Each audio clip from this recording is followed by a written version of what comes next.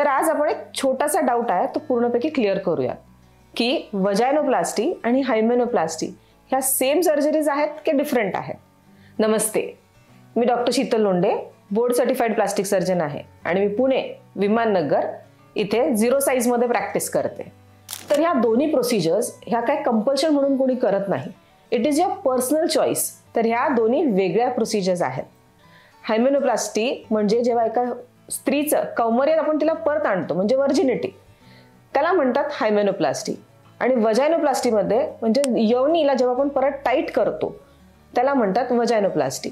आता वजायनोप्लास्टी का लागते आणि कोणाला लागते?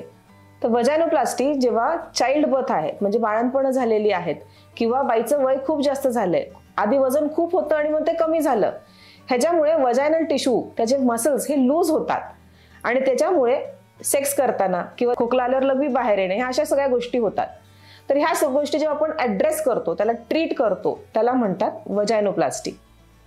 तर हायमेनोप्लास्टी फक्त कौमार्य परत आणण्यासाठी जी पडदा असतो तो जेव्हा आपण शिवतो त्याला म्हणतात हायमेनोप्लास्टी. ह्या दोघांमधला आता तुम्हाला फरक कळालाय, पण हे कोण करतात तेही तुम्हाला कळालंय.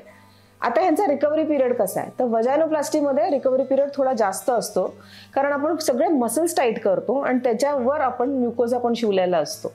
तर ह्याच्यामध्ये रिकव्हरी पिरियड एक साधारण 1.5 ते 2 महिना असते.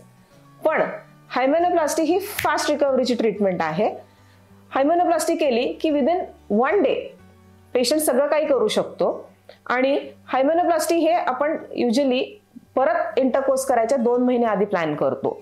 वजायनोप्लास्टी केल्यानंतर आपण 2 महिने इंटरकोर्स करत नाही कारण त्यापर्यंत त्याचं हिलिंग होतं.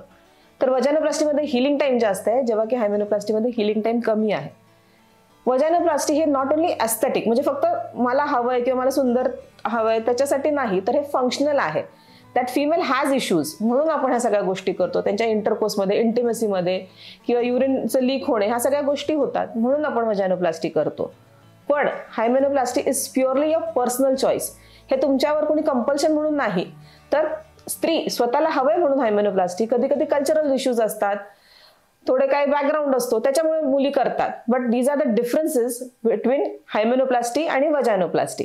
जर तुम्हाला ह्याच्याबद्दल अजून माहिती हवी आहे किंवा हे प्रोसिजर कशा असेल, am I the right candidate असं काही तुम्हाला वाटत असेल तर please visit us at 0 size Viman Nagar Pune.